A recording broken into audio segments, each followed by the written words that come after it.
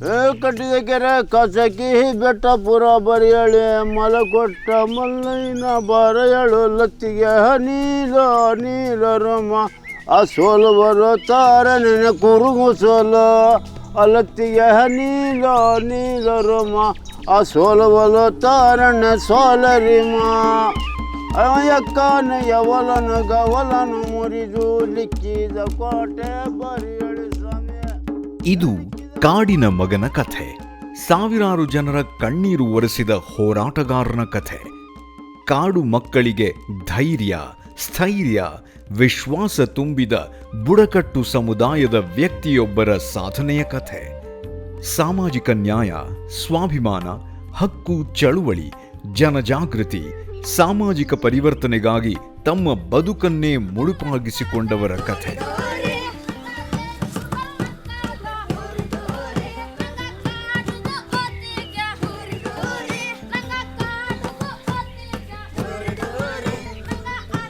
ಜೀತ ಪದ್ಧತಿಯ ಬಂಧನದಿಂದ ಮುಕ್ತಿ ಪಡೆದ ವ್ಯಕ್ತಿಯೊಬ್ಬರು ಇತರರನ್ನ ಮುಕ್ತಗೊಳಿಸುವ ಶಕ್ತಿಯಾಗಿ ರೂಪುಗೊಂಡು ಹಾಡಿ ಜನರ ಹಿತಕ್ಕಾಗಿ ತಮ್ಮ ಬದುಕನ್ನೇ ಸಮರ್ಪಿಸಿಕೊಂಡವರ ಕಥೆ. ಈ ಕಥೆಯ ನಾಯಕರೇ ನಮ್ಮ ಸೋಮಣ್ಣ. ರಾಷ್ಟ್ರದ ಅತ್ಯುನ್ನತ ನಾಗರಿಕ ಗೌರವ ಪದ್ಮಶ್ರೀ ಪ್ರಶಸ್ತಿ ಪಡೆದವರಿವರು.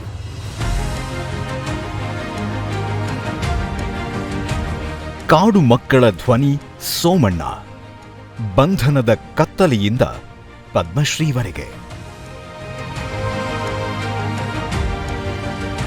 ಸೋಮಣ್ಣ ಅವರು ಕರ್ನಾಟಕದ ಮೈಸೂರು ಜಿಲ್ಲೆಯ HD ಕೋಟೆ ತಾಲೂಕಿನ ಆಲ್ತಲಹುಂಡಿಯಲ್ಲಿ 1957ರಲ್ಲಿ ಜೇನು ಕುರುಬ ಬುಡಕಟ್ಟು ಸಮುದಾಯದಲ್ಲಿ ಜನಿಸಿದರು.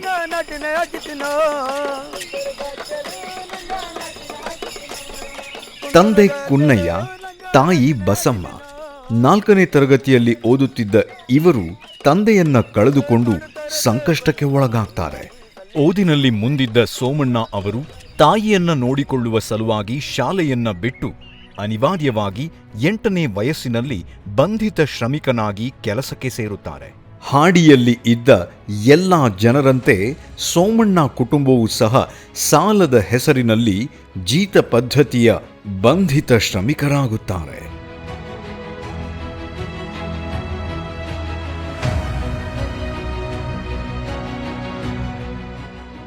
ಪುಸ್ತಕ ಹಿಡಿದು ಶಾಲೆಗೆ ಹೋಗಬೇಕಾಗಿದ್ದ ಹುಡುಗ ಕೃಷಿ ಸಲಕರಣೆ ಹಿಡಿಯುತ್ತಾನೆ.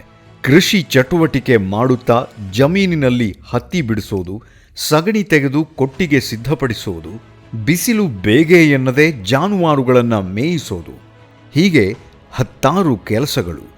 ಪ್ರತಿದಿನ 10ರಿಂದ 15 ಗಂಟೆಗಳ ಕಾಲ ಕೆಲಸ. ಇದಕ್ಕೆ ಈ ಬಾಲಕನಿಗೆ ಮೊದಲ ವರ್ಷ ಸಿಗುತ್ತಿದ್ದ ಕೂಲಿ ಊಟ ಮಾತ್ರ. ಕೂಲಿ ಬೇಡ, ನನ್ನೆಲ್ಲರೂ ಜೀತ ಸೇರ್ಕೊಂಡು ನಮ್ಮ ಅಮ್ಮನ ಸಾಕಬೇಕು ಅಂತ. ಆಗ ಸ್ಕೂಲ್ಗೆ ಹೋಗುವಂತ ಹಿಂಸೆ ಮಾಡಿದ್ರು ನಾನು ಹೋಗಲಿಲ್ಲ. ಆಗ ಒಬ್ಬರು ನನಗೆ ಕೆಲಸ ಕೇಳ್ಕೊಂಡು ಹೋದ್ಮೇಲೆ ಅವರು ಇಷ್ಟು ಚಿಕ್ಕ ಹುಡುಗ ಏನು ಕೆಲಸ ಮಾಡಿದೆ ಅಂದರು. ನೀವೇನು ಕೆಲಸ ಕೊಟ್ಟರು ನಾನು ಮಾಡ್ತೀನಿ ಅಂತಂದು.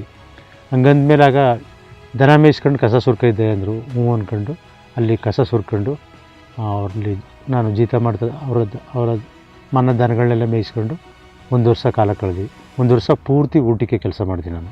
ಯಾವುದೇ ಕಷ್ಟ ಬಂದರೂ ತಾಯಿಯನ್ನ ಕೆಲಸಕ್ಕೆ ಕಳುಹಿಸದೆ ತಾನೇ ನೋಡಿಕೊಳ್ಬೇಕು ಎನ್ನುವ ಮಾತೃ ಹೃದಯಿ ಗುಣ ಸೋಮಣ್ಣ ಅವರದು. ತಂದೆ ಇಲ್ಲದ ಕಷ್ಟದಲ್ಲೂ ತಾಯಿಯ ಧೈರ್ಯ ಮತ್ತು ಹೋರಾಟ ಮನೋಭಾವವು ಅವನೊಳಗೆ ಬದಲಾವಣೆಯ ಕನಸು ಹುಟ್ಟಿಸಿತು. ನಮ್ಮ ಜನರು ಮುಕ್ತರಾಗಬೇಕು, ಗೌರವದಿಂದ ಬದುಕಬೇಕು ಅನ್ನೋ ಯೋಚನೆ ಅವರ ಹೃದಯದಲ್ಲಿ ಮೊಳಕೆಯೊಡೆಯಲಾರಂಭಿಸಿತು.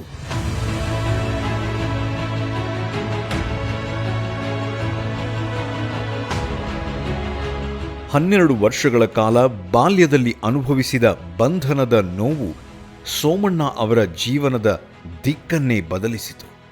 1978ರಲ್ಲಿ ಜೀತ ಪದ್ಧತಿ ನಿರ್ಮೂಲನಾ ಕಾಯ್ದೆ ಜಾರಿಗೆ ಬಂದ ನಂತರ ಸೋಮಣ್ಣ ಸೇರಿದಂತೆ ಲಕ್ಷಾಂತರ ಜನರು ಬಂಧನದಿಂದ ಮುಕ್ತರಾದರು.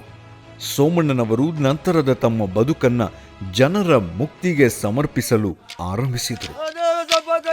ಬೆಳಗಿನ ಸವಡಲ್ ಕಂಬಗಳ ಉಂಟು ತಲೆ ಉಂಟು ಕೊಲೆ ಕಂಬಗಳ ಉಂಟು ಶ್ರೀಯುತ ಸೋಮಣ್ಣ ಅವರು ತಮ್ಮ 21ನೇ ವಯಸ್ಸಿನಲ್ಲೇ ಅಂದರೆ 1978ರ ಸುಮಾರಿಗೆ ಕರ್ನಾಟಕದ ಜೇನು ಕುರುಬ ಬುಡಕಟ್ಟು ಮತ್ತು ಇತರ ಬುಡಕಟ್ಟು ಸಮುದಾಯಗಳ ಕಲ್ಯಾಣ ಮತ್ತು ಹಕ್ಕುಗಳಿಗಾಗಿ ತಮ್ಮ ಹಾಡಿಯಲ್ಲೇ ಮೊದಲಿಗೆ ಸಂಘಟಿತರಾಗಿ ತಮ್ಮ ಹೋರಾಟದ ರೂಪುರೇಷೆಗಳನ್ನು ಸಿದ್ಧಪಡಿಸಿಕೊಳ್ಳುತ್ತಾರೆ. ಈ ಮೂಲಕ ತಮ್ಮ ಸಮುದಾಯಕ್ಕೆ ತಮ್ಮ ಹಕ್ಕುಗಳ ಕುರಿತು ಅರಿವು ಮೂಡಿಸಲು ಆರಂಭಿಸಿದರು.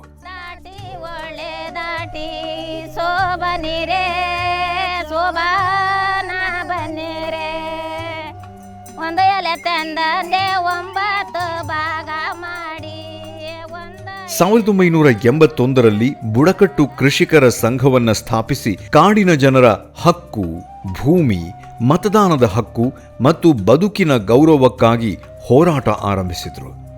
ಇವರ ಹೋರಾಟ ಹಿಂಸೆಯಲ್ಲ, ಶಾಂತಿಯ ಹಾದಿಯಲ್ಲಿತ್ತು. ಜನರಲ್ಲಿ ಜಾಗೃತಿ ಮೂಡಿಸಿ ಕಾನೂನು ಮತ್ತು ಸಂಘಟನೆಯ ಮೂಲಕ ಬದಲಾವಣೆ ತಂದು ಜನರ ಬದುಕಲ್ಲಿ ಬೆಳಕಾದರು. ಪರಿಸರದ ಸಂರಕ್ಷಣೆಯ ಜೊತೆಗೆ ಶಿಕ್ಷಣ, ಆರೋಗ್ಯ, ರಕ್ಷಣೆ ಮತ್ತು ಜೀವನೋಪಾಯವನ್ನು ಪ್ರತಿಪಾದಿಸುವ ವೇದಿಕೆಯನ್ನು ಸೃಷ್ಟಿಸಿದರು.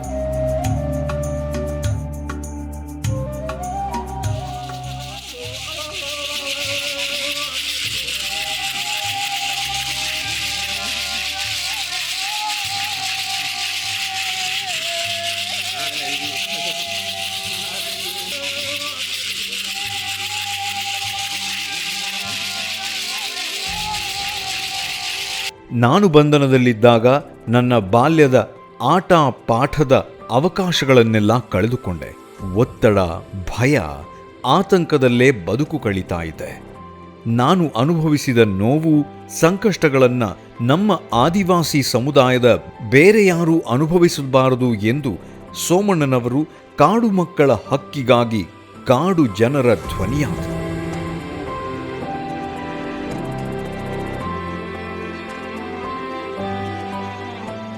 ಬುಡಕಟ್ಟು ಸಮುದಾಯಗಳು ಸದೃಢರಾಗಿ ಬದುಕು ರೂಪಿಸಿಕೊಳ್ಳಲು ಇವರಿಗೆ ಭೂ ಹಕ್ಕುಗಳನ್ನು ಒದಗಿಸಿ ಅದಕ್ಕೆ ಕಾನೂನುಬದ್ಧ ಹಕ್ಕುಪತ್ರ ಒದಗಿಸಿಕೊಡಬೇಕು ಎಂದು ಹೋರಾಟ ಆರಂಭಿಸಿದರು.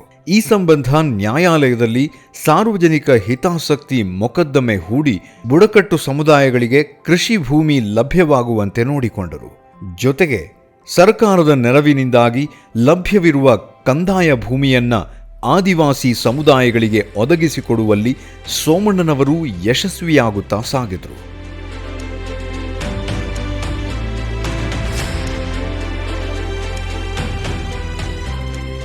ವನ್ಯಜೀವಿ ಕಾಯ್ದೆಯಿಂದ ಹೊರಗೆ ತೆಗೆದರು. ಅಲ್ಲೂ ಕೂಡ ಅವ್ರಿಗೆ ಸರಿಯಾದ ಕ್ರಮಬದ್ಧವಾಗಿ ಜೀವನಾಂಶಕ್ಕೆ ಪರ್ಯಾಯವಾಗಿ ಏನು ಮಾಡಿದ್ರೆ ಕಾಡಿನಿಂದ ಹೊರಗೆ ತೆಗೆದರು. ಇವೆಲ್ಲನೂ ಕಣ್ಣಾರ ನೋಡಿ ಅನುಭವಿಸೋದ್ರಿಂದ ಅವ್ರ ಉಳಿಸ್ಬೇಕು, ಕಾಡು ಉಳಿಸ್ಬೇಕು, ಈ ವನ್ಯಕುಲ ಜೀವಿಗಳು ಉಳಿಸ್ಬೇಕು ಅನ್ನೋದೆಲ್ಲ ಬಂದು ಅವನ್ನೆಲ್ಲ ಹಂತವಾಗಿ ಹೋರಾಟ ಮಾಡ್ತಾ ಮಾಡ್ತಾ ಮಾಡ್ತಾ ಆಮೇಲೆ ಜನ ಹೇಳಿದ್ದು ನಮಗೂ ಒಂದಷ್ಟು ಭೂಮಿ ಬೇಕು ಅಂದರು. ಭೂಮಿಗಾಗಿ ಹೋರಾಟ ಮಾಡಿದ್ರು. ಲಭ್ಯ ಇದ್ದ ಕಂದಾಯ ಭೂಮಿಗಳನ್ನೆಲ್ಲ ಕರ್ಕೊಬಂದು ಕೂರಿಸೋದು, ಅದನ್ನ ಕ್ಲೀನ್ ಮಾಡಿಸೋದು, ಭೂಮಿ ವ್ಯವಸಾಯ ಮಾಡ್ಸೋಕ್ಕೆ ಸಜ್ಜುಗೊಳಿಸೋದು ಅವ್ರನ್ನ. ಸ್ವಾಮಣ್ಣರು ಇಲ್ಲದೆ ಹೋದರೆ ನಾವು ಸಂಘ ಕಟ್ಟಂಗೂ ಇಲ್ಲ, ಸಂಘ ಬೆಳವಣಿಗೆ ಆಗಂಗಿಲ್ಲ, ಮುಂದಕ್ಕೆ ಅಜ್ಜಿ ಹಾಕಂಗೂ ಇಲ್ಲ, ನಾವು ದಿಲ್ಲಿ ಗಂಟ ಹತ್ತಂಗೂ ಇಲ್ಲ. ಎಲ್ಲ ಆಯಿತು, ಮನೆ ಆಯಿತು, ಒಂದಿಷ್ಟು ಜಮೀನು ಆಯಿತು, ಎಲ್ಲಕ್ಕೂ ಆಯಿತು.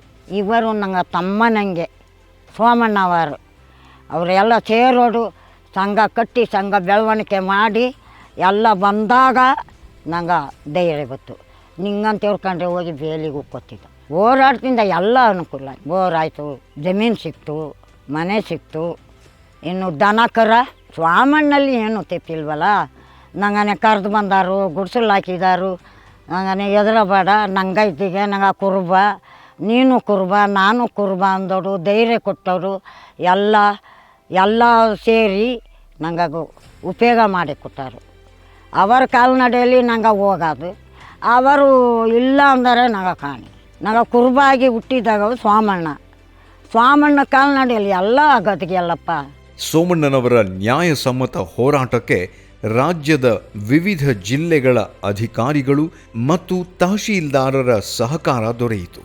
ನಾಗರಹೊಳೆ ರಾಷ್ಟ್ರೀಯ ಉದ್ಯಾನ, ಬಂಡೀಪುರ ರಾಷ್ಟ್ರೀಯ ಉದ್ಯಾನ, ಕಬಿನಿ ಹಾಗೂ ತಾರಕ ಅಣೆಕಟ್ಟು ನಿರ್ಮಾಣದಿಂದ ಸ್ಥಳಾಂತರಗೊಂಡ ಸುಮಾರು 1500 ಕುಟುಂಬಗಳಿಗೆ ಕೃಷಿಗಾಗಿ ಸುಮಾರು 6,000 ಎಕರೆ ಭೂಮಿಯನ್ನು ಒದಗಿಸುವ ಹೋರಾಟದಲ್ಲಿ ಯಶಸ್ವಿಯಾದರು.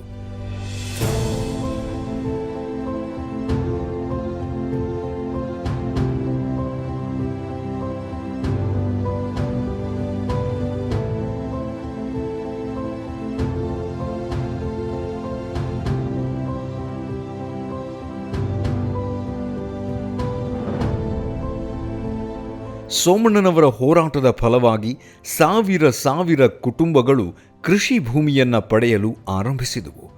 ಜೊತೆಗೆ ಇವರಲ್ಲಿ ಕೃಷಿ ಚಟುವಟಿಕೆಗಳನ್ನು ಹೆಚ್ಚು ಪ್ರೋತ್ಸಾಹಿಸುವ ಸಲುವಾಗಿ ಇವರಿಗೆ ಅವಶ್ಯವಿರುವ ಕೃಷಿ ಸಲಕರಣೆಗಳು, ಬಿತ್ತನೆ ಬೀಜಗಳು, ಇನ್ನಿತರ ಸೌಲಭ್ಯಗಳನ್ನು ಒದಗಿಸಿಕೊಡಲಾಯಿತು.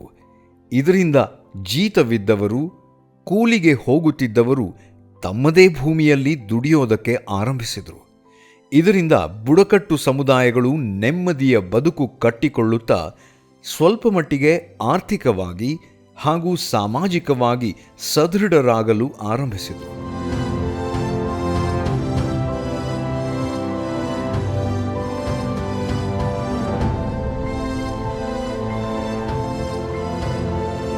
ಇದನ್ನೆಲ್ಲ ಪಡಿಬೇಕು ಅಂತ ಜನರ ಮುಂದೆ ಕೂತ್ಕೊಂಡು ಚರ್ಚೆ ಮಾಡಿ ಹೋರಾಟ ಶುರು ಮಾಡಿದೆವು.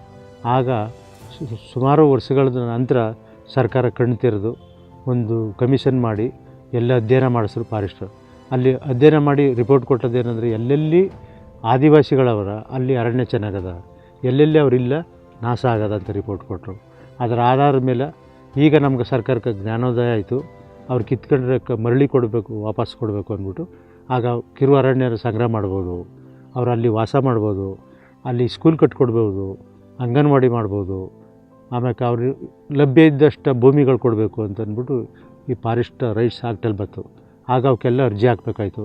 ನಿಂತ್ಕೊಂಡು ಓಡಾಡ್ಕೊಂಡು ಎಲ್ಲ ಕಡೆನೂ ಅರ್ಜಿ ಹಾಕಿದವು. ಅದರ ಕಾಯ್ದೆ ಪ್ರಕಾರ ಸುಮಾರು ಜನಕ್ಕೆಲ್ಲ ಭೂಮಿ ಹಕ್ಕು ಸಿಕ್ತು. ಲಭ್ಯ ಇದ್ದ ರೆವಿನ್ಯೂ ಭೂಮಿಗಳಲ್ಲಿ ಒಂದಷ್ಟು ಅಧಿಕಾರಿಗಳು, ರಾಜಕಾರಣಿಗಳು, ಆಮೇಲೆ ಜನಪರ ಚಿಂತಕರು ಎಲ್ಲ ನಾವು ಸಪೋರ್ಟ್ ಮಾಡಿದ್ರು ನಮ್ಮ ಹೋರಾಟಕ್ಕೆಲ್ಲ. ಆಗ ಸರ್ಕಾರ ಅವಕ್ಕೆಲ್ಲ ಸ್ಪಂದಿಸ್ತಾ ಹೋಯಿತು, ಆ ನ್ಯಾಯ ಸಿಗ್ತಾ ಹೋಯಿತು. ಹೋರಾಟ ಮಾಡಿದ ತೋಟಿಂದ ತಾನೇ ನಾವು ಇಷ್ಟಕ್ಕೆ ಬಂದಿರೋದು. ಅವರು ಹೋರಾಟ ಮಾಡಿ ಇದನ್ನೆಲ್ಲ ಜಾಗ ತೆಗೆದು ನಮ್ಗೆ ಕೊಡಿಸಿದ ಮೇಲೆ ನಾವು ಇಷ್ಟಕ್ಕೆ ಬಂದೀವಿ. ಈಗ ಅದು ಕೊಡಿಸ್ಲಿಲ್ಲ ಅಂದಿದ್ರೆ ನಾವು ಇಷ್ಟು ಬರೋಕ್ಕಾಯ್ತಿತ್ತ?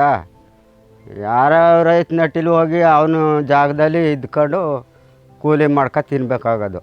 ಈಗ ಅವರು ಕೊಡಿಸ್ತಾ ತೋಟಿಂದ ಹಂಗೇನು ಕೂಲಿಗೆ ಅಷ್ಟು ಹೋಗಿಲ್ಲ. ಇನ್ನೇನು ಒಬ್ಬರಟ್ಟಿಲಿ ಹೋಗಿ ಕೂಲಿ ಮಾಡ್ಕೊಂಡು ಅವ್ರ ಜಮೀನಲ್ಲಿ ಇದ್ಕೊಂಡು ಕೂಲಿ ಮಾಡ್ಕೊಂಡು ಅವರು ಹೇಳ್ದಂಗೆ ಕೇಳ್ಕೊಂಡು ಇರ್ತೀನೋ. ಈಗ ಹಂಗಿಲ್ಲ. ಅವ್ರಿಗೆ ನಮ್ಮ ಕೆಲಸ ಮುಗಿದ್ಮೇಲೆ ಅವ್ರ ಕೆಲ್ಸಕ್ಕೆ ಹೋಗೋದು. ಈಗ ಹಂಗೆ ಹೋಗಲ್ಲ. ಜಮೀನಿಗಾಗಿ ಸುಮಾರು ಹೋರಾಟನೂ ಮಾಡವ್ರೆ. ಮಾಡಿ ಅಲ್ಲಿ ಎಲ್ಲೆಲ್ಲ ತಿರುಗಿ ಇದನ್ನ ನಮ್ಗೆ ಜಾಗ ಮಾಡಿಕೊಟ್ರು. ಮಾಡಿಕೊಟ್ಟ ತೋಟಿಂದ ಹೆಂಗೆ ಊಟ ಬಟ್ಟೆಗೆಲ್ಲ ನೇರವಾಗಿವೆ. ಸೋಮಣ್ಣನವರು ಆದಿವಾಸಿಗಳ ಅರಣ್ಯ ಹಕ್ಕುಗಳಿಗಾಗಿ ನಡೆದ ಹೋರಾಟದಲ್ಲಿ ಭಾಗವಹಿಸಿದರು. 1996ರ ನಿಗದಿತ ಪ್ರದೇಶಗಳ ಪಂಚಾಯತ್ ಕಾಯ್ದೆ, ಪೆಸಾ ಹಾಗೂ 2006ರ ಅರಣ್ಯ ಹಕ್ಕುಗಳ ಕಾಯ್ದೆ ಜಾರಿಗೆ ಒತ್ತಾಯಿಸಿದ ಚಳುವಳಿಯಲ್ಲಿ ಸಕ್ರಿಯ ಪಾತ್ರವಹಿಸಿದರು.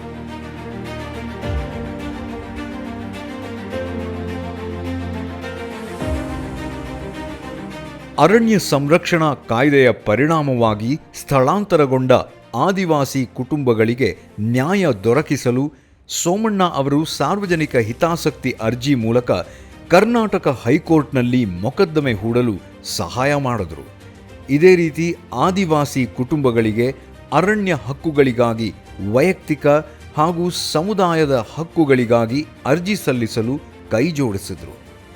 ಇದರ ಫಲವಾಗಿ 19 ಹಾಡಿಗಳ ಜನರು ಸಮುದಾಯ ಅರಣ್ಯ ಹಕ್ಕುಗಳನ್ನು ಪಡೆದರು ಹಾಗೂ ಸುಮಾರು 300 ಕುಟುಂಬಗಳು ವೈಯಕ್ತಿಕ ಹಕ್ಕುಗಳನ್ನು ಪಡೆಯುವಲ್ಲಿ ಯಶಸ್ವಿಯಾದರು.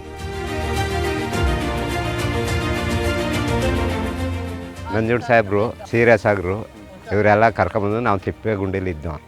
ನಾಳೊಬ್ರೆಲ್ಲ ಇದ್ದಾಗ ಕರ್ಕೊಂಬಂದು ಇಲ್ಲಿ ಇರಿಸಿ ನಮಗೆ ಜಾಗ ಕೊಡಿಸಿದ್ರು.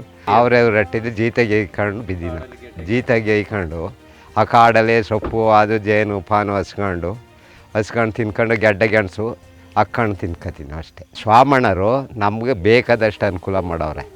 ಮನೆ ಕಳಿಸಿದ್ರು. ಇಲ್ಲಿಗೆ ಬಂದಾಗ ಓದುವೆ ಕೊಡಿಸಿದ್ರು, ಓದುವೆ ಕೊಟ್ಟವ್ರೆ. ಆಮೇಲೆ ನಮ್ಗೆ ಅಲ್ಲಿ ಕೂನ ಸಹಾಯ ಅದು ಎಲ್ಲ ರೆಡಿ ಆಗೋ ಗಂಟ ಅವರು ಅಚ್ಚುಕಟ್ಟ ಮಾಡಿಕೊಟ್ಟವ್ರೆ. ನಮ್ಗೆ ಅವ್ರು ಸಂತೋಷ ಮುಂಚೆ ಅವ್ರು ಕೊಟ್ಟಿರೋದು ನಮ್ಗೆ. ಟೈಮ್ ಬಂದಾಗ ಮಳೆ ಟೈಮ್ನಲ್ಲಿ ಆರಂಭ ಬೆಳ್ಕೊತೀವಿ, ಜೋಳ ಬೆಳ್ಕೊತೀವಿ, ಉಳ್ಳಿ ಪಳ್ಳಿ ಹಾಕತ್ತೀವಿ ಅಷ್ಟೇ. 2009ರಲ್ಲಿ ಹೈಕೋರ್ಟ್ನಿಂದ 3418 ಕುಟುಂಬಗಳನ್ನು ಪುನರ್ವಸತಿಗೊಳಿಸಲು ಅನುಕೂಲಕರ ಆದೇಶವನ್ನು ಪಡೆಯುವಲ್ಲಿ ಸೋಮಣ್ಣನವರು ಸಫಲತೆಯನ್ನು ಪಡೆದರು. 2018ರಲ್ಲಿ ನಾವು ಕೊಡಗಿನ ನಾಗರಹೊಳೆಯಿಂದ ಇವತ್ತು ಪುನರ್ವಸತಿಗೊಂಡಿದ್ದೀವಿ. ಇದಕ್ಕೆ ಮೂಲತಃ ಕಾರಣ ಅವರುಗಳ ಹೋರಾಟಗಳೇ. ಇವತ್ತು ನಾವು ಹೊತ್ತಲ್ಲಿ ಕಾಡು ಮತ್ತು ಪ್ರಾಣಿಗಳ ಮಧ್ಯೆಯಲ್ಲಿ ನರಳಾಟ ಆಡ್ತಾ ಇರೋ ಸಂದರ್ಭದಲ್ಲಿ ಈ ಯೋಜನೆಯಲ್ಲಿ ಇವತ್ತು ಪುನರ್ವಸತಿ ಯೋಜನೆಯಲ್ಲಿ ಸ್ವತಂತ್ರವಾಗಿ ಬದುಕಲು ಕೂಡ ಇದಕ್ಕೆ ಒಂದು ಮೂಲ ಕಾರಣಕರ್ತರಾದ ಸೋಮಣ್ಣರು ಅಂತ ಹೇಳೋಕ್ಕೆ ನಾನು ಇಷ್ಟಪಡ್ತೀನಿ. ಅವರ ಹೋರಾಟಗಳು ಮತ್ತು ಈ ಸಮುದಾಯಕ್ಕೆ ಕೊಟ್ಟಿರೋ ಕೊಡುಗೆ ಅಪಾರ ಆಗಿದೆ. ಇವತ್ತು ಅದನ್ನೆಲ್ಲ ಗುರುತಿಸಿ ಕೂಡ ಪದ್ಮಶ್ರೀ ಪ್ರಶಸ್ತಿಯನ್ನು ದೊರಕಿದೆ. ಇದು ನಮ್ಮ ಸಮುದಾಯದ ನಮ್ಮ ಮುಖಂಡರಿಗೆ ಕೊಟ್ಟಿರುವಂಥ ಸರ್ಕಾರಕ್ಕೂ ಕೂಡ ಅಭರಿಯಾಗಿರ್ತೀವಿ ಅಂತ ಹೇಳ್ತೀವಿ. ಶೈಕ್ಷಣಿಕವಾಗಿ ಆಗಿಲ್ಲ, ಆರ್ಥಿಕವಾಗಲಿ, ರಾಜಕೀಯವಾಗಿ ಎಲ್ಲ ಹಿಂದುಳಿದಿದ್ದೀವಿ. ಅಂಥ ಸಂದರ್ಭದಲ್ಲೂ ನಮ್ಮ ಸಮುದಾಯವನ್ನು ಕಡೆಗಣಿಸುವ ನಾಗರಿಕತೆಯಲ್ಲೂ ಕೂಡ ತಾನು ಬಟ್ಟೆಗೆ ಯಾವುದಿಲ್ಲದರೂ ಕೂಡ ನನ್ನ ಸಮುದಾಯ ಕೂಡ ನಾಗರಿಕತೆಗೆ ಬರಬೇಕನ್ನೋ ಸಂದರ್ಭದಲ್ಲಿ ಅವರು ಕೂಡ ಆಡಿಗಳಿಗೆಲ್ಲ ನಡ್ಕೊಂಡು ಹೋಗಿ ಊಟ ನೀರು ಎಲ್ಲ ಬಿಟ್ಟುಬಿಟ್ಟು ಕೂಡ ನಮ್ಮ ಸಮುದಾಯಕ್ಕೆ ದುಡಿದವರು. ಕಿರು ಅರಣ್ಯ ಉತ್ಪನ್ನಗಳ ಸಂಗ್ರಹದ ಹೋರಾಟದಲ್ಲಿ ಸೋಮಣ್ಣನವರು ಮುಂಚೂಣಿಯಲ್ಲಿದ್ದರು. ಆದಿವಾಸಿ ಮತ್ತು ಅರಣ್ಯಾಶ್ರಿತ ಸಮುದಾಯಗಳ ಹಕ್ಕುಗಳಿಗಾಗಿ ನಡೆದ ಮಹತ್ವದ ಸಾಮಾಜಿಕ ಹೋರಾಟ ಇದಾಗಿತ್ತು. ಆದಿವಾಸಿ ಸಮುದಾಯಗಳ ಜೀವನೋಪಾಯದ ಪ್ರಮುಖ ಮೂಲವಾಗಿದ್ದ ಕಿರು ಅರಣ್ಯ ಉತ್ಪನ್ನಗಳ ಸಂಗ್ರಹಕ್ಕೆ ಬೇಡಿಕೆಯನ್ನು ಮುಂದಿಟ್ಟು ಹೋರಾಟ ನಡೆಸಿದ ಪರಿಣಾಮ 2006ರಲ್ಲಿ ಇವರಿಗೆ ಜಯ ಸಿಕ್ಕಿತು.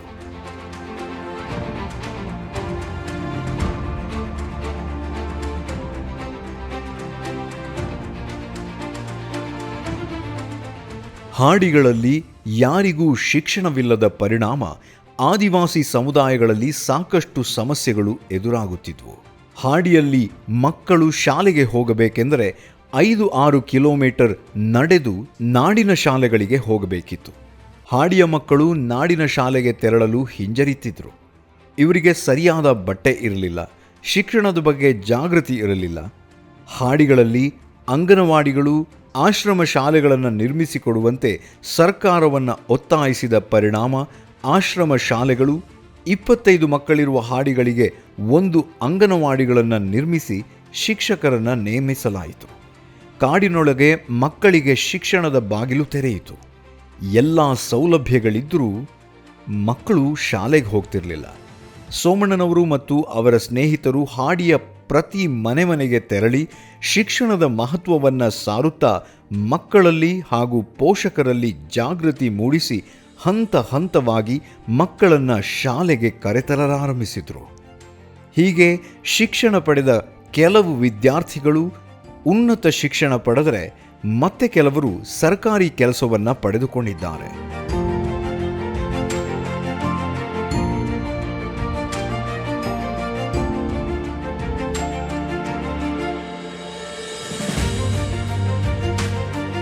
ಏನಾದ್ರು ಟೀಚರ್ ಬರ್ತಾರ ಸ್ಕೂಲ್ಗೆ ಹೋಗಿ ಅಂದರೆ ಕರ್ಕೊಂಡ್ಬಿಡ್ತಾರೆ ಅಂತ ಎಲ್ಲ ಕಾಡು ಕೊಡ್ಬಿಡೋರು. ಇದಕ್ಕೆ ಏನಾದ್ರು ಒಂದು ಪರಿಹಾರ ಕಾಣಬೇಕಲ್ಲ ಅಂದ್ಬಿಟ್ಟು ಬ್ಯಾಸ್ಗೆ ರಜದಲ್ಲಿ ಯಾವ ಮಕ್ಕಳು ಓದೋಕೆ ಹೋಯ್ತವ ಅಂಥ ಮಕ್ಕಳು ತಂದೆ ತಾಯಿ ಹತ್ರ ಕೂತ್ಕೊಂಡು ಮಾತಾಡಿ ಅವರೆಲ್ಲ ಕರ್ಕೊಂಡು ಕಾಲ್ನಡ್ಗೆ ಜಾತ ಮಾಡ್ತಾ ಆಡಿಂದ ಆಡಿಗೆ ಹೋಗೋದು. ಆ ಹುಡುಗನ ಕೈಲಿ ಸ್ಲೇಟ್ ಇಡಿಸ್ಕೊಂಡು ನೋಡಿ ನಾನು ಸ್ಕೂಲ್ಗೆ ಹೋಗ್ತೀನಿ, ಬರೀತೀನಿ, ನೀವು ಬಂದು ಸ್ಕೂಲ್ಗೆ ಬರೀರಿ, ಓದಿ ಅಂತ ಆಯಿತು. ಆಗಲಿ ಸ್ಲೋಕನ್ ಸರ್ವ್ ಮಾಡ್ದು. ಎಲ್ಲೆಲ್ಲಿ ಇವರು ಅರಣ್ಯದಿಂದ ಅದರ ಜೊತೆಗೆ ಬದುಕೋ ಅರಣ್ಯ ಐತಿಲ್ಲ, ಆಗ ಮನೆಗೆ ಒಂದು ಮಗು ಸ್ಕೂಲ್ಗೆ ಹೋಗ್ಬೇಕು, ಮನೆ ಮುಂದೆ ಒಂದು ಮರ ನೆಡಲೇಬೇಕು ಅಂತ ಸ್ಲೋಕನ್ ಮಾಡ್ತಾ ಆಗ ಅವೇರ್ನೆಸ್ ಮಾಡಿದ್ರು. 1-2-3 ವರ್ಷ ಆಗ ಸ್ಕೂಲಿಗೆ ಕಳಿಸೋಕ್ಕೆ ಶುರು ಮಾಡಿದ್ರು. ಸೋಮಣ್ಣ ಅವರು 1985ರಲ್ಲಿ ಆರಂಭಗೊಂಡ ನರ್ಮದಾ ಬಚಾವೋ ಆಂದೋಲನದಲ್ಲಿ ಮೇಧಾ ಪಾಟ್ಕರ್ ಅವರೊಂದಿಗೆ ಪಾಲ್ಗೊಂಡು ಪರಿಸರ, ಮಾನವ ಹಕ್ಕು, ಪುನರ್ವಸತಿ ಮತ್ತು ಸಾಮಾಜಿಕ ನ್ಯಾಯಕ್ಕಾಗಿ ಹೋರಾಟ ಮಾಡಿದರು.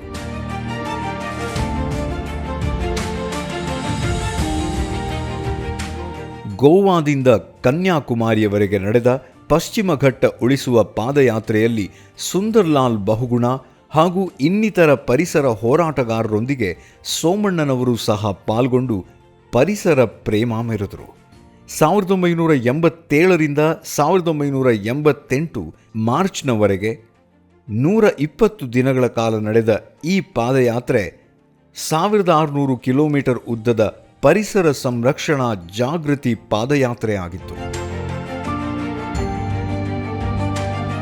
ಸೋಮಣ್ಣನವರ ಹೋರಾಟ ಕೇವಲ ಒಂದು ವರ್ಷ ಅಥವಾ ಒಂದು ಪ್ರಾಂತ್ಯಕ್ಕೆ ಸೀಮಿತವಾಗಿರಲಿಲ್ಲ. ನಡೆದಾಡುತ್ತಾ ಸಮುದಾಯದ ಸೇವಕನಂತೆ ಕೆಲಸ ಮಾಡಿದರು.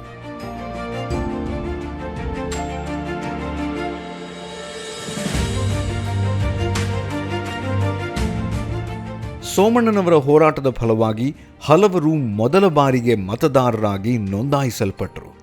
ಹಾಡಿಗಳಲ್ಲಿ ರೇಷನ್ ಕಾರ್ಡ್, ಆಧಾರ್ ಕಾರ್ಡ್, ವೃದ್ಧಾಪ್ಯ ವೇತನ, ವಿಧವಾ ವೇತನಗಳ ಪರಿಚಯವೇ ಇರಲಿಲ್ಲ. ಈ ಸೌಲಭ್ಯಗಳನ್ನು ಸಮುದಾಯಕ್ಕೆ ದೊರಕುವಂತೆ ಮಾಡಿದ್ರು. ಹಾಡಿ ಜನರಿಗೆ ರೇಷನ್ ಕಾರ್ಡ್ ಸಿಗುವ ಜೊತೆಗೆ ನಾಡಿನಿಂದ ಕಾಡಿಗೂ ನ್ಯಾಯಬೆಲೆ ಅಂಗಡಿಗಳು ಬಂದವು. ಇದರಿಂದ ಹಾಡಿಯ ಜನರಿಗೆ ದವಸ ಧಾನ್ಯ ಸಿಗುವ ಜೊತೆಗೆ ಸ್ಥಳೀಯವಾಗಿ ನ್ಯಾಯಬೆಲೆ ಅಂಗಡಿಗಳಲ್ಲಿ ಕೆಲವರಿಗೆ ಉದ್ಯೋಗ ಸಿಗುವಂತಾಯಿತು. ಕಾಡಿನಲ್ಲಿ ಮರೆಯಾದ ಜನರಿಗೂ ಸರ್ಕಾರದ ದಾಖಲೆಗಳಲ್ಲಿ ಹೆಸರು ಬರುವಂತೆ ಮಾಡಿದ್ರು ಶ್ರೀಯುತ ಸೋಮಣ್ಣನವರು.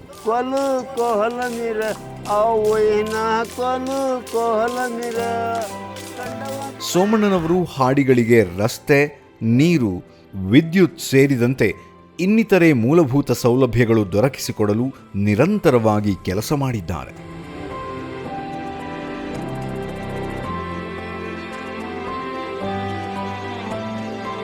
ಆನೆ ಮಾಮ್ತರು ಅವರ ವ್ಯಕ್ತಿಗತವಾಗಿ ಆನೆ ಪಳಗಿಸ್ಕೊಂಡು ಆನೆ ಮಾಮ್ತರಾಗಿ ನಮ್ಮ ಮೈಸೂರು ದಸರಾ ಸುಂದರಕ್ಕೆ ಮೆರುಗು ಕೊಡ್ತಿದ್ದವರು ನಮ್ಮವರು ಮಾಮ್ತರು ಮತ್ತು ಕಾವಾಡಿಗಳು. ಅವ್ರಿಗೆ ಪರ್ಮೆಂಟ್ ಐತಿಲ್ಲ. ಒಂದಿನ ನಾನು ನಡ್ಕೊಂಡು ಹೋಗ್ತೇವನಿ, ಆನೆ ಮಾಮ್ತ ವಯಸ್ಸಾಗೋಗದ, ಆನೆ ಇನ್ನೂ ನೋಡ್ಕೊಳಕ್ಕಾಗಲ್ಲ ಅಂತ ತೆಗ್ದಾಕರ, ಪೆನ್ಷನ್ ಇತ್ತಿಲ್ಲ. ಇದಕ್ಕೊಂದು ಪರಿಹಾರ ಉಪಾಯವಾಗಿ ಮಾಡ್ಬೇಕಂತ ಕೂತ್ಕೊಂಡು ಎಲ್ಲ ಯೋಚನೆ ಮಾಡಿ ದಸರಾ ಬರೋ ಸಮಯ ನೋಡಿ ನಾವು ಯಾರೂ ಆನೆ ತಗೊಬಂದು ದಸರಾಗೆ ಬರಲ್ಲ.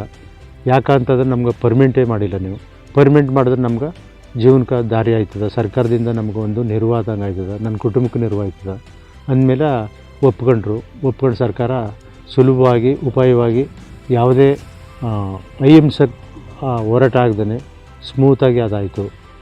ಆದಿವಾಸಿ ಸಮುದಾಯಕ್ಕೆ ಪ್ರಜಾಪ್ರಭುತ್ವ ವ್ಯವಸ್ಥೆಯನ್ನು ಪರಿಚಯಿಸುವ ಹಾಗೂ ಮತದಾನದ ಹಕ್ಕನ್ನು ತಿಳಿಸುವ ಸಲುವಾಗಿ 1991ನೇ ಇಸವಿಯಲ್ಲಿ ಹುಣಸೂರು ವಿಧಾನಸಭಾ ಕ್ಷೇತ್ರದಿಂದ ಚುನಾವಣೆಗೆ ಸ್ಪರ್ಧಿಸಿ ಗಮನ ಸೆಳೆದರು. ಚುನಾವಣೆಗಳಿಂದ ಸದಾ ದೂರ ಉಳಿಯುತ್ತಿದ್ದ ಆದಿವಾಸಿ ಸಮುದಾಯವು ಸೋಮಣ್ಣ ಸ್ಪರ್ಧೆಯ ನಂತರ ಜಾಗೃತಿಗೊಂಡು ವಿವಿಧ ಚುನಾವಣೆಗಳಲ್ಲಿ ಉಮೇದುವಾರಿಕೆ ಸಲ್ಲಿಸಲು ಆರಂಭಿಸಿದರು. ಈಗ ಗ್ರಾಮ ಪಂಚಾಯಿತಿಗಳಲ್ಲಿ ಸಾಕಷ್ಟು ಜನರು ಅಧ್ಯಕ್ಷರಾಗಿ, ಸದಸ್ಯರಾಗಿ ಕಾರ್ಯನಿರ್ವಹಿಸುತ್ತಿದ್ದಾರೆ.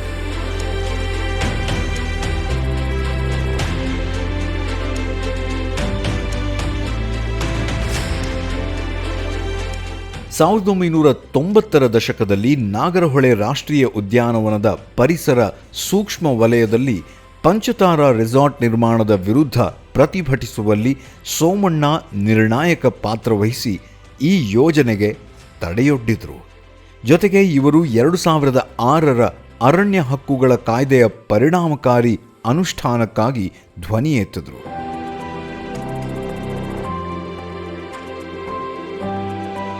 ಫಿಲಿಪೀನ್ಸ್ನಲ್ಲಿ ನಡೆದ ಅಂತಾರಾಷ್ಟ್ರೀಯ ಸಮ್ಮೇಳನದಲ್ಲಿ ಭಾರತದ ಬುಡಕಟ್ಟು ಸಮುದಾಯವನ್ನು ಪ್ರತಿನಿಧಿಸಿದ್ದಾರೆ ಹಾಗೂ ಕೇರಳದ ಆದಿವಾಸಿಗಳ ಮುನ್ನಾಟ ಸಂಘದಂತಹ ಸಂಸ್ಥೆಗಳೊಂದಿಗೆ ಕೆಲಸ ಮಾಡುತ್ತಾ ಆದಿವಾಸಿಗಳ ಅಭಿವೃದ್ಧಿಗೆ ಸಹಕರಿಸಿದ್ದಾರೆ.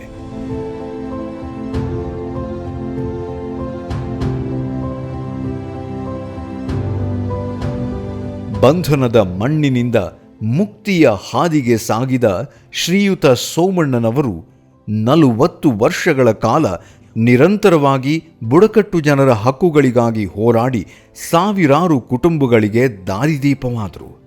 ಬುಡಕಟ್ಟು ಜನರ ಬದುಕಿನಲ್ಲಿ ಬೆಳಕು ತುಂಬಿದ ಇವರ ಸೇವೆಯನ್ನು ಗುರುತಿಸಿದ ಭಾರತ ಸರ್ಕಾರವು 2024ನೇ ಸಾಲಿನ ರಾಷ್ಟ್ರದ ಅತ್ಯುನ್ನತ ನಾಗರಿಕ ಗೌರವ ಪದ್ಮಶ್ರೀ ಪ್ರಶಸ್ತಿ ನೀಡಿ ಗೌರವಿಸಿತು. 2023ರಲ್ಲಿ ಕರ್ನಾಟಕ ಸರ್ಕಾರವು ವಾಲ್ಮೀಕಿ ಪ್ರಶಸ್ತಿ ನೀಡಿ ಸೋಮಣ್ಣ ಅವರ ಸೇವೆಯನ್ನು ಸ್ಮರಿಸಿದೆ. ಶ್ರೀಯುತ ಸೋಮಣ್ಣನವರು ಅಧಿಕಾರಕ್ಕಾಗಿ ಬದುಕಿದವರಲ್ಲ, ಸೇವೆಗಾಗಿ ಬದುಕಿದವರು. ನಾನು ಅಂದ್ಕೊಂಡದ್ದೆಲ್ಲ ಒಂದಷ್ಟು ಆದ. ನಾನು ಇವೆಲ್ಲ ಪ್ರಶಸ್ತಿ ಗೌರವ ಇದಕ್ಕೋಸ್ಕರ ಮಾಡಲಿಲ್ಲ. ನಮ್ಮ ಜನಾಂಗದ ಬದುಕು ಒಂದು ಹಸನಾಗಲಿ, ಒಳ್ಳೆಯದಾಗಲಿ, ಅವರು ಮನುಷ್ಯರಂಗೆ ಬದುಕಲಿ, ಒಂದು ಆಫೀಸ್ಗೆ ಹೋದ್ರೆ ಅವ್ರಿಗೂ ಗೌರವ ಘನತೆ ಸಿಕ್ಕಲಿ ಅಂದ್ಕೊಂಡು ಮಾಡ್ತಾ ಮಾಡ್ತಾ ಒಂದು ಗೌರವದ ಘನತೆ ಅದ ಅಂತ ಗೊತ್ತೇ ಇಲ್ಲ ನನಗೆ. ನನಗೆ ಗೊತ್ತಿದ್ದು ಜನರ ಕಷ್ಟ, ಜನರ ಪ್ರೀತಿ, ಮತ್ತು ಅವ್ರ ಬದುಕೇನಾದ್ರು ಹಸನು ಮಾಡಬೇಕಲ್ಲ, ಅವರು ವಿದ್ಯಾವಂತರು ಮಾಡಬೇಕಲ್ಲ, ಅವರು ಸರಿ ಸಮನಾಗಿ ಬಾಳ್ಬೇಕನ್ನೋದು ಅದೊಂದೇ ಆಸೆ. ನನಗೆ ಯಾವುದೂ ಆಸೆ ಇಲ್ಲ ಸರ್. ಅಂದರೆ ಮಕ್ಕಳ ಜೀವನಕ್ಕೆ ಏನಾದ್ರು ಮಾಡಬೇಕು ಅನ್ನೋದೊಂದಿತ್ತು. ಅದನ್ನೂ ನನಗೆ ಮಾಡೋಕ್ಕಾಗಲಿಲ್ಲ. ಯಾಕಂದ್ರೆ ನಾನೇನೋ ಒಂದು ಸರ್ಕಾರ ನನ್ನ ಗುರುಸ್ತದ, ನಾನು ಹೇಳಿದ್ರೆ ಎಲ್ಲ ಆಯ್ತದ. ಆಗ ನಾನೊಬ್ಬ ಒಂದು ಹಾಡಿಲಿ ದೊಡ್ಡ ಶ್ರೀಮಂತನ ಥರ ಇದ್ರೆ ಉಳ್ದವೆಲ್ಲ ಬಡ ಕುಟುಂಬದಂಗೆ ಇರ್ತವೆ. ಸಮುದಾಯ ಹೆಂಗಿರ್ತ ಹಂಗಿರೋ ಅಂದ್ಬಿಟ್ಟು ಅವ್ರು ಹೆಂಗೆ ಬದುಕ್ತಾರೆ ಹಂಗೆ ಬದುಕೋ ಅಂದ್ಬಿಟ್ಟು ನಾನು ಯಾವುದಕ್ಕೂ ಅದ್ರ ಹಿಂದ್ಗಡೆ ಹೋಗಲಿಲ್ಲ, ಅದ್ರ ಆಸನ ಪಡಲಿಲ್ಲ. ಹೆಂಗೆ ಜೀವನ ನಡೀತಾ ಅದ. ಆಮೇಲೆ ಕಷ್ಟಗಳವ ಇದ್ರುವ ಮೋಸ ಮಾಡೋಕ್ಕಾದ್ದೆ ನಾನು. ನಾನು ಈಗ ನಂಗೆ ಪದ್ಮಶ್ರೀ ಬಂದದ ಅಂದ್ಬಿಟ್ಟು ನಾನು ಅವ್ರಿವ್ರ ತವೇನ ಹಣ ವಸೂಲಿ ಮಾಡೋಕ್ಕಾದ್ದ. ಹೆಂಗೆ ನನ್ನ ಬದುಕು ನಡೀತದ. ನನ್ನ ಮುಖದಲ್ಲಿ ಕಾಣುವ ನಗು ನನ್ನ ಸಮುದಾಯದಲ್ಲೂ ಕಾಣಬೇಕು ಎನ್ನುವ ಅಭಿಮತದೊಂದಿಗೆ ಬದುಕು ಸಾಗಿಸುತ್ತಿರುವವರು ಶ್ರೀಯುತ ಸೋಮಣ್ಣನವರು.